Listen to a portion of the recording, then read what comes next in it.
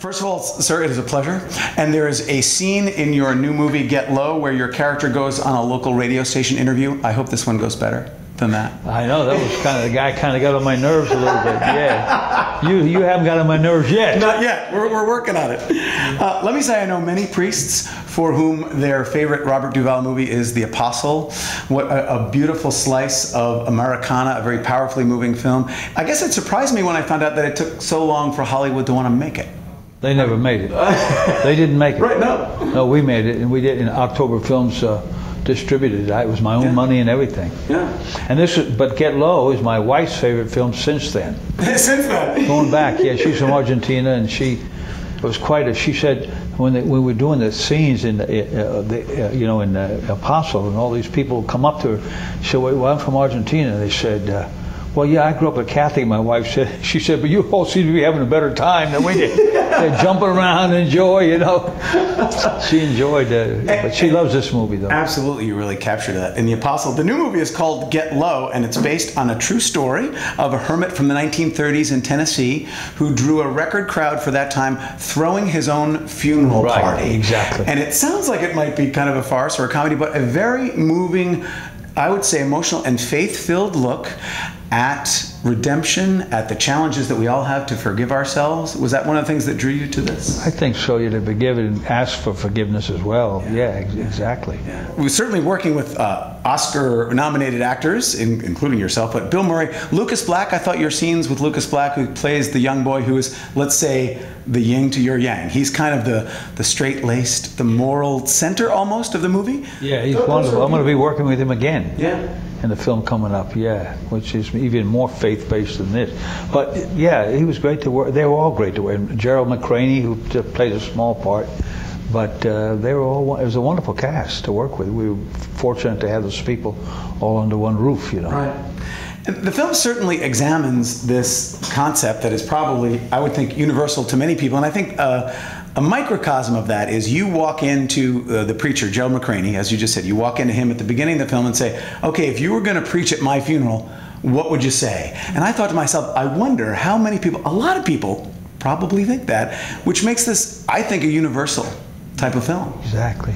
It's regional, and it has to be regional, like Horton Foote's work as well. And then whatever's there can become universal, really, if it's an authentic storyline. Right. Well, is that something that either you've described yourself as a late bloomer in your careers? Is at this point, does it feel like now I would like to kind of wonder how my life is going to round out, or how I might be remembered? You've been nominated for 6 Academy Awards. You've been voiceover for video games and everything in between, Marlon Brando, and so what is that question for you? What would I like somebody to say at my funeral about me? Yeah. I'm not so sure. I mean, I guess what they might say, maybe he had a good journey from the cradle to the grave without stepping on too many toes. You know, right. Having offered something as well along that journey. You certainly have given performances that for many people are memorable in the new film, Get Low. I will honestly tell you that I was scared of your character for the first few minutes of the movie, particularly when you have that beard, that hermit beard. That's because you're a New Yorker.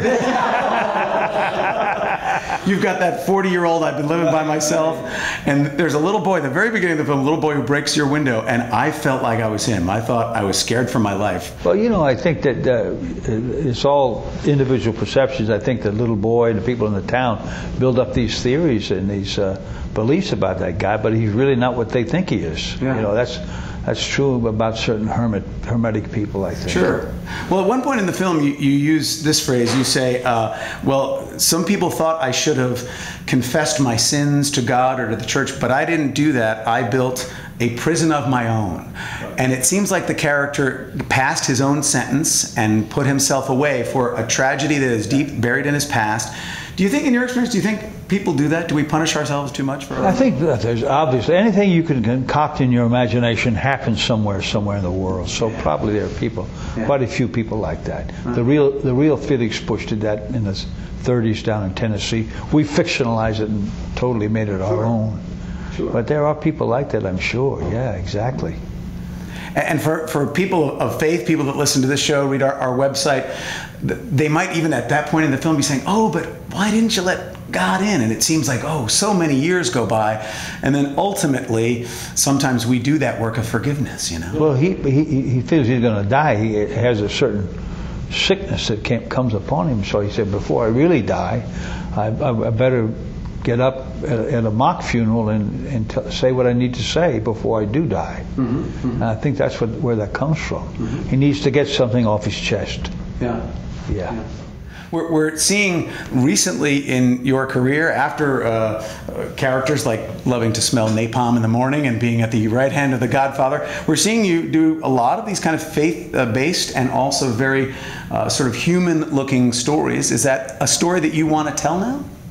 They just happen to come along. Yeah. You know, sometimes when you plan something, you know, with your production company or whatever, you read books and figure out, write a script here, have one written. Then something will come around the corner and surprise you that's better than what you've planned. Right. And this is kind of an example of that. Well, the movie Get Low opens this weekend in New York and Los Angeles, and really is about looking back over one's life. What's next for you? There's still plenty more. Well, I got a few wonderful projects even at this time in my life, but it's easier to find the project than it is the money. So, right. But I am going to do a film called 7 Days in Utopia with Lucas Black about it. It's a golf movie. He's a wonderful golfer, so it's a nice movie where there's an Easter service and there's a lot of good faith in higher things, and it's nice, really nice. Well, thank you so much for joining us on the Busted Halo Show, Robert Duvall. Thank you very much, Appreciate sir. it. Appreciate it.